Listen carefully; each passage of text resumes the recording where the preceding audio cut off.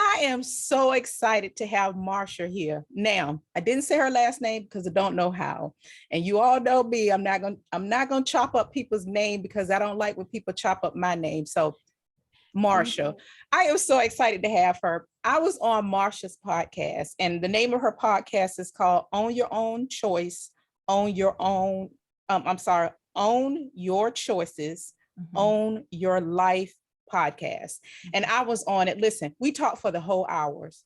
We could have talked more than that, but we had the best interview. When I finished our interview, and it just came out, I believe last week, I was like, oh my God, that was some good information. Some of the things I said, I was like, that's a good nugget. Let me write it down because it was so good. So I wanted to have her on my podcast because we meshed so well, and she's a storyteller as well as I am. So, we can bring the stories. So Marsha, tell us a little bit about yourself.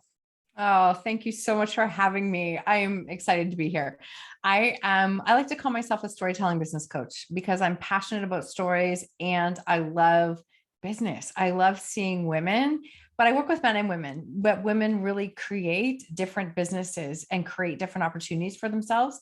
And a lot of time that comes from the stories that we've lived that we don't like to tell anybody, that we hope no one else knows, when it's actually our superpowers are in there. So that's the big piece on me. I'm a multi-published author and 2 times podcaster, and love sharing, speaking, writing stories.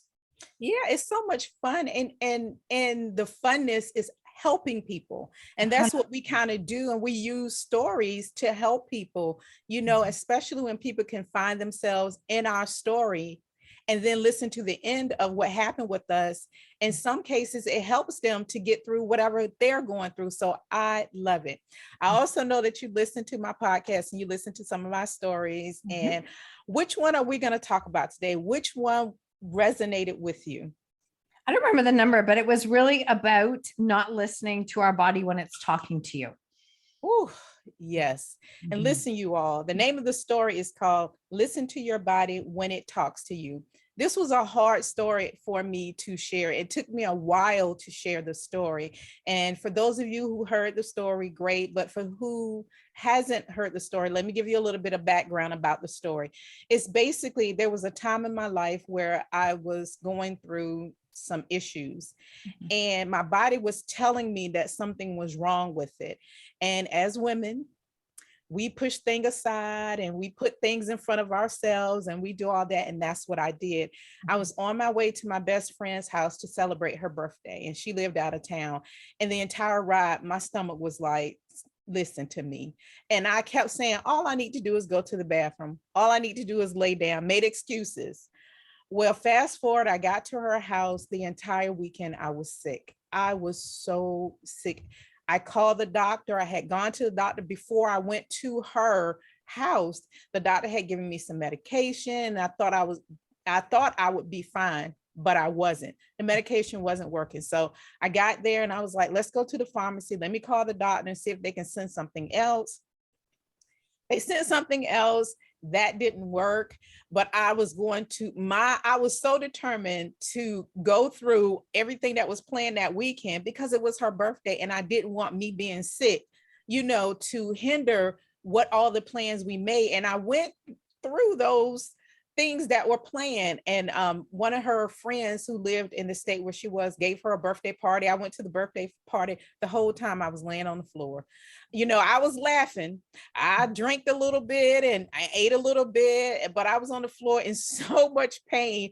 When I got to her house, I just wanted to lay down. The next day we went to a conference. It was a women's conference. I was miserable. I was in so much pain. Well, my body had had enough. It said, listen, you won't listen to me. I'm going to make you listen. That night, I woke up in excruciating pain. And, I called my best friend. She came in the room where I was. What do you want? You want me to take you to the emergency room? I'm telling her no. Crazy. Isn't that the craziest thing? I told her no. And then she was like, let me give you something for it. And she gave me some stronger medication. She put some soothing music on. She prayed for me. And I had a peace and a calmness. But inside of my body, something was really going on. And that peace and calmness did not last long, to the point where I screamed and I was like, let's go. She took me to the emergency room. They did a CT and they told me, what was going on and that I needed to go to the hospital. They called the ambulance. The ambulance took me to the hospital. I cried the entire way there. I was in a hospital room out of town. I knew my best friend. I knew some of her family members who lived there, but it's nothing like being sick and being out of state somewhere else. And it was the hardest thing for me. And the doctor came in with more bad news. I had to have a procedure. Then she came in with more bad news and said, you have to have surgery within 6 months or things are going to get worse. So now alone in a hospital. I was there for almost a week having a procedure. My best friend, she had to work, so she came when she could. My mom called me and I lost it on her. I was crying. I was like, I can't do this. I can't do this. My mom told me, you can do it. I did it. My dad and my brother, they came and picked me up and I got back home. But I learned from that story, when your body is talking to you, it is telling you, listen, something is wrong. Go get it checked out. Do something about it, because, if you don't take care of me, I can't take care of you. And that's pretty much what my body could not do any longer. I can't take care of you anymore because you're ignoring me. So that was woo. So what were your thoughts on that story when you heard it? As soon as I saw the title and I started listening, I'm like, yep, this is the one. This is definitely the one. There were so many things that I can think of and relate to, but I think it really paints a bigger picture that, and I'm going to go here first, is that as women, a lot of times we just push and keep going on, like it's almost a badge of honor to say, I have a high pain tolerance. I'm good. I have a high pain tolerance. And that's not always an advantage. But that's the other piece. I think that as women, we really do. We pour our thoughts, our time, our energy into caring for others. We minimize what we're experiencing. And if we continually practice minimizing our pain, our struggles, our challenges, we're minimizing the good, we minimize all of it. You can't selectively maximize any emotions. What you do to one, you do to all. And so that's how I saw it, is I could relate to all of it. And the other piece is that I believe our body is talking to us every single day in the only way that, like, we choose to listen to it or we don't, but it does talk to us every single day, and it whispers and whispers and whispers. And then all of a sudden it'll slap you upside the face. And it's like, I said, listen. And I think that's what your body did. It did. It told me. And the thing about our bodies is we don't think about it this way, but I thought about it this way. My body was warning me. It was telling me when I got in the car to drive, it was saying to me, baby, something is wrong. You might not want to go. It was a gentle, something is wrong. It was very gentle in the beginning. The more I drove, the more it was, it was like the volume was getting turned up. I'm warning you. I'm telling you. And I just don't want anyone to go through what I did. If you hear a whisper, do something, make an appointment, tell you about it. Okay, it's okay.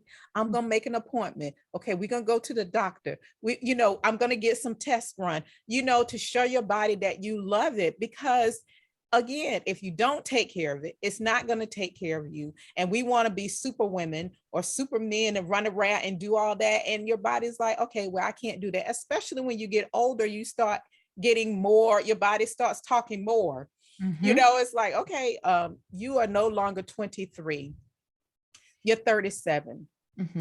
You need to do something else. Blood pressure speaks. You get that headache. All those things speaks to our bodies. Now, I know you heard my story. Do you have a story that something that when your body, I'm sure you have lots of stories, because we all have lots of stories, but was there one particular, like, there were things that happened to me in my past. They really were, but this particular one was the one that really scared me. So do you have one that when your body talked, you were like, okay, Yes, I do. I have a lot of them, but I'm going to narrow this down. And what some people don't know about me is that I've had multiple health challenges throughout my life. Like health is my top value. It's what I take care of every day, but I've had multiple challenges. 10 surgeries in a My span God. of a decade for a very aggressive endometriosis, very aggressive. Oh, And by the time I ended up having a full hysterectomy at 37, I ended up having, even then the surgeon was like, nope, we're not going to take your ovaries. We don't need to, you're too young. And I just knew in my gut that something was seriously wrong. I'm like, no, this has to happen. I couldn't mentally go through this like surgery every year and continuing the path that I was going. And long story short, I ended up having a full hysterectomy. I was 38 when I ended up having it complete. Everything was gone. And when that happened, he leaned over and he was like, we're leaving the ovaries. And I'm like, do you want to make a bet? Because it's not going to happen. And I knew in my gut that it wasn't going to happen. And when I saw him at the edge of my bed and he was like, how did you know? And I said, because I knew something was wrong. I said, did you take everything? He goes, it's all gone. I'm not sure you would have seen 40. I'm not sure you would have seen 40. wow. My ovaries the growths were benign, but to be real with you, ever since having that hysterectomy, I've had 2 surgeries since then where I've had 3 surgeries since then, but 2 where they were, I was experiencing bleeding again. So as a female, picture you have nothing left anymore, no Mm. reproductive, and you start to bleed again. It's very That's scary. pretty bad. Yeah. It's very scary. And so that was just the endometrial growth was so aggressive. It was in my spine, it was in my bowels, this is what it does, it attaches. And so that led to 2020 ended up having a full surgery, titanium in my spine through 6 vertebrae, screws, Oh my the whole, God. because there's no proof, this is just me, but my spine literally pulled apart. It literally pulled apart and I was losing the ability to walk, but I was still functional. I was still strong. And I kept saying something is wrong. And even then at that time, my doctor was like, I'm sure it's fine. You're just getting older. And I'm like, no, I'm losing feeling in my whole foot. I have to sit on the curb because I can't stand anymore. And then with delays in the pandemic, right? With delays that happened, I had an MRI that got pushed back 3 times. So it was like 6 months after what it was supposed to be. And as soon as the MRI was done, I did it on a Friday. Saturday morning, my phone was ringing. It was the hospital saying, you have to get back in here ASAP. And I got back in and they were like, why would you leave it this long? And I'm like, you've got to be joking. Right. Oh my God, I just get Marsha. mad. I get defensive and mad Oh, because I'm like, you're going to yell at me because of this? Because I've tried to get in. She looked at me and she goes, this is probably one of the worst cases I have ever seen in my life. oh my You were God. the reason we need to be doing these. Like we really took a hit healthcare wise, big time. We still have in Canada, and another story. But anyways, they did an MRI the next day. Again, I saw a surgeon within days and he said, this is the surgery we're going to be doing. And I'm like, well, how do I get stronger so I don't have to have surgery? He's like, you don't. If we don't do this, you're not walking. And so I was afraid. I've had, like I said, over 10 surgeries, but I was so afraid because I had these visions of I'm not going to be able to walk again. What's this going to look like? Oh my God. So my body had talked to me for a long time. A lot of scenarios there had delayed the whole process, but that was probably one of the most difficult experiences I ever had to go through mentally, physically, emotionally. Prepping, being in the hospital by myself, learning how to walk again, learning how to put my shoes on, learning how to get dressed. I don't even know how to really justify it and do it justice. But I know my body had talked to me for 2 years before that. It didn't happen overnight. I didn't have a tragic injury. It was a result of a decade of surgeries and challenges. And I know my body was trying to talk to me. I was trying to talk to get help for it. And I couldn't get it until it almost hit the point where the surgeon said, I'm not sure you're going to be able to walk in a couple months if we don't do this. And I knew that was true because I would have to stop literally and sit down. And so this piece of now it's easy for me to get back into push, get more done, be the productive female business owner, all the things.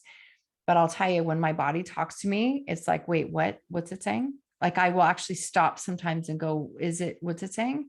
It's saying you need to take a day. It's saying you actually do need to go have a nap. You do need to go to bed early. You do need to cancel some appointments.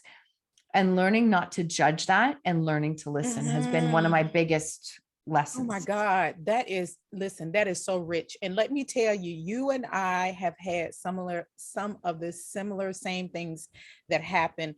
And in my case, with my story, that wasn't the end. That was the beginning of, because things had happened prior to that visit. And I had gone to the doctor, but this is the most amazing thing that aligns with your story. She told me in 6 months to have the surgery. I did. I had the surgery. The surgeon came in, he did the surgery. And I remember my dad asked him a question. He said, is my baby girl going to be okay?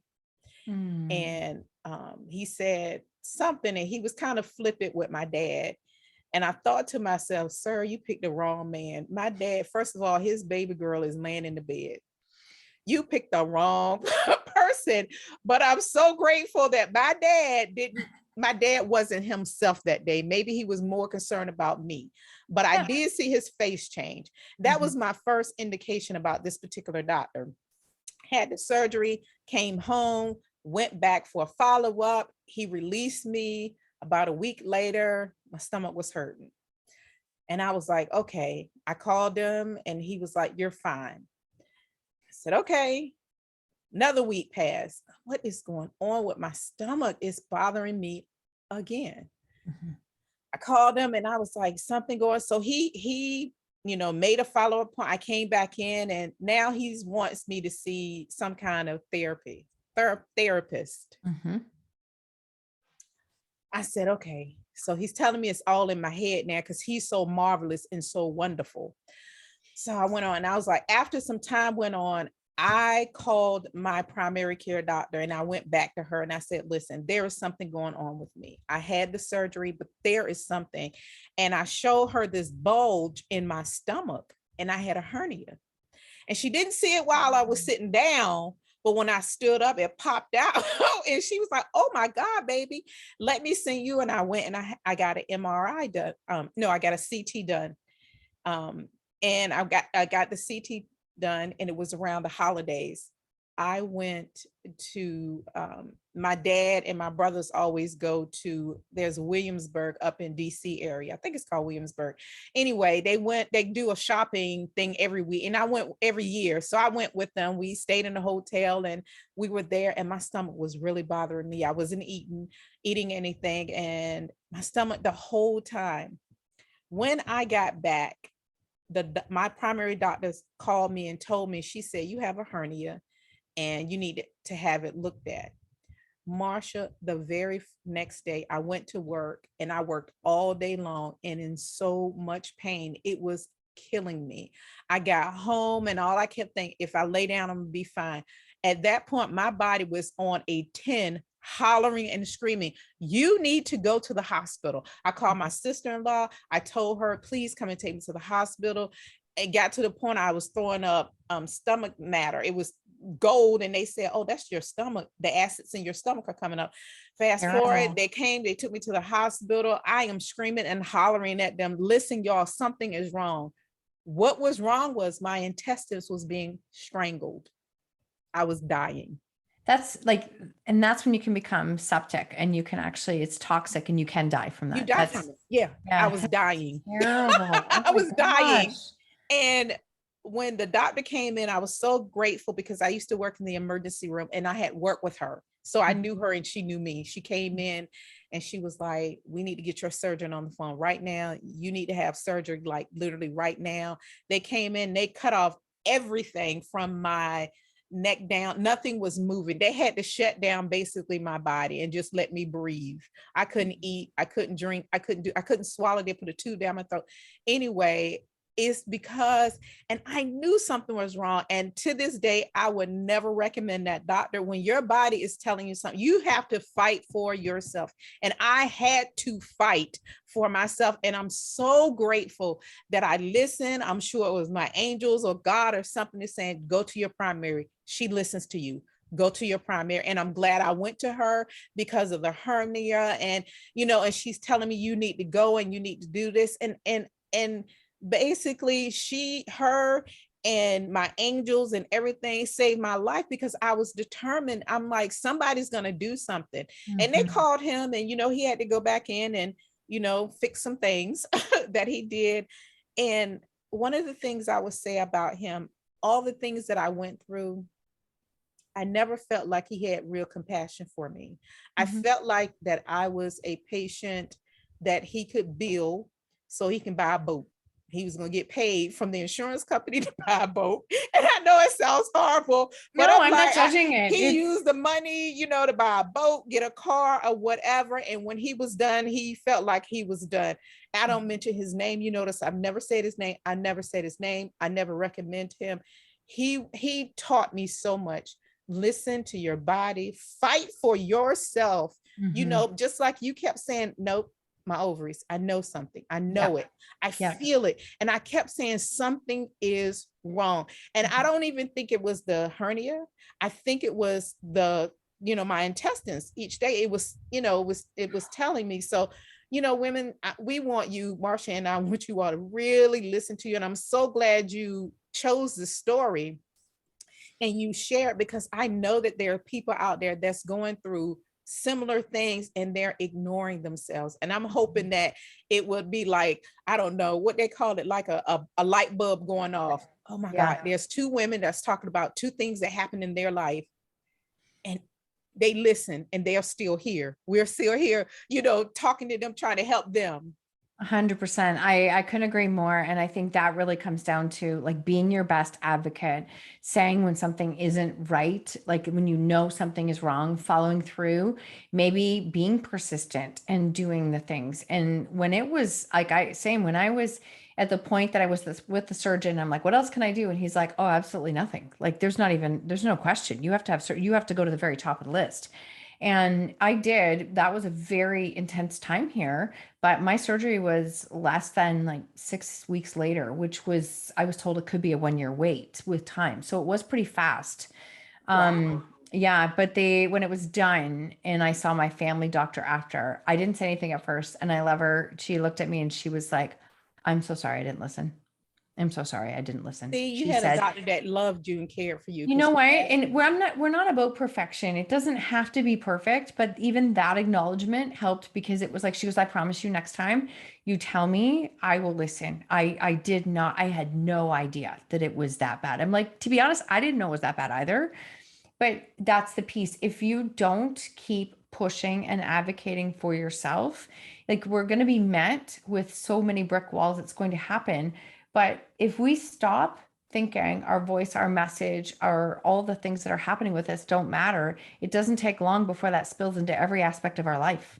It's like, why am I going to talk? It doesn't matter. Like, what am I? You can feel it. It's like, so don't do that, because our body will talk. It will whisper. It'll start talking louder. And eventually, like I said, it just slaps you across the face when we've just waited too long. It is so true. And, at the end of my stories, I always share my thoughts and I ask questions. And I think you pretty much answered the question, but I'm going to ask it again because I want to answer this question and you all are going to be shocked by my answer. But it's the question is, has there been a time in your life when your body was talking to you and you didn't listen? Now, since you've had that surgery, has there been like another time where it was giving you a little bit of signals and you kind of like pushed it off, although you went through everything you have, because we're human. Oh, I'm so human. Trust me. Like, I'm so human. Yeah. Yes. Yes. And I will do a very short, but I have a number of very serious allergies, and I found there was 2 that happened in the hospital. Almost died from the allergy and the medication that they'd given me. Brand new allergies coming up. And then I ended up finding out and really pushing to get an answer to what were all of these allergies, because I just don't understand what's happening. And in July of last year, they put a stitch in my lip they just took a sample out, which would turn out to be fine. But within a couple hours, I said to my husband, I don't feel very good. Something doesn't feel right. He looked at me and he's like, oh my God, you have got to get back to the hospital. My face was like swollen over top of it was so swollen over. We got into my doctor's office. My doctor wasn't there, but my good friend was, who is a doctor in the office. And she just looked at me and she's like, oh my God, we have to cut this out. And so they had to open my lip to cut the stitch out. Anyways, to cut it out.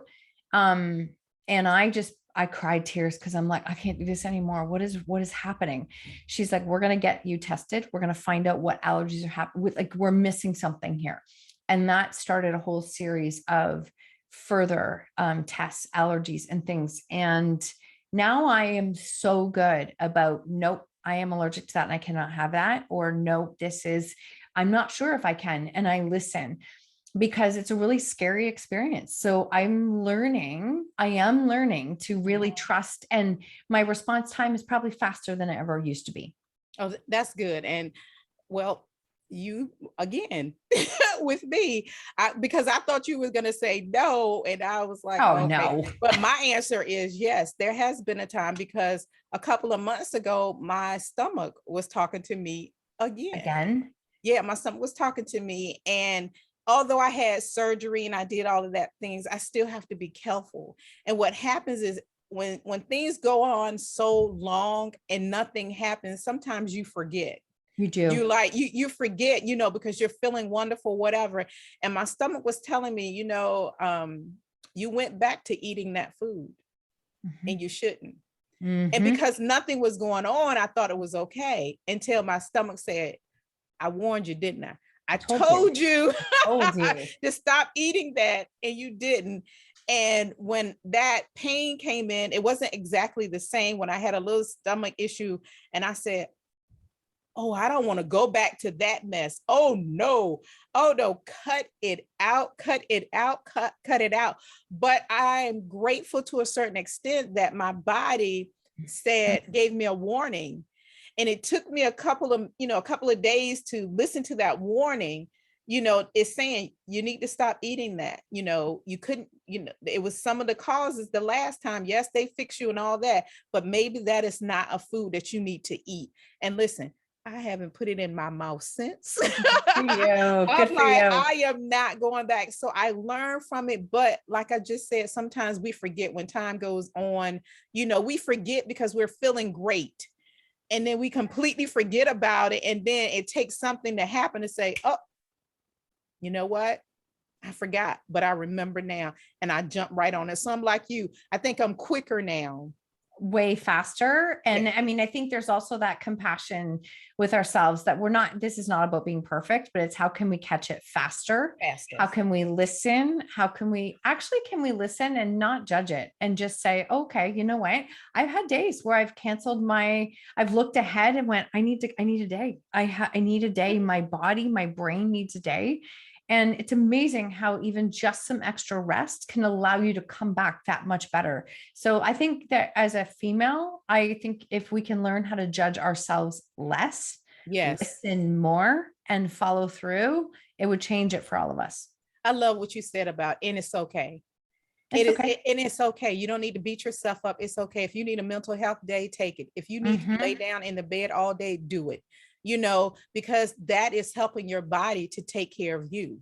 It's allowing you to be able to do all the things that you want to do because you said, I'm going to listen to you today. I'm going to get some rest. So the next day you're able to climb those stairs. You're able to do that extra meeting. You're able to. So, love your body, y'all. Listen to it. Yes. So thank you so much for being here, Marsha. You have been a jewel. I'm telling you, I have learned a couple of things listening to you. I'm not going to share because that's none of y'all business. I share enough of my business with you all listeners, but I have learned a couple of things. I've taken a mental note about a couple of things you said, but I know you have a podcast, but is there anything else that's going on with you? Anything you want our listeners to know so we can get in contact with you? Oh, you're the best. Thank you.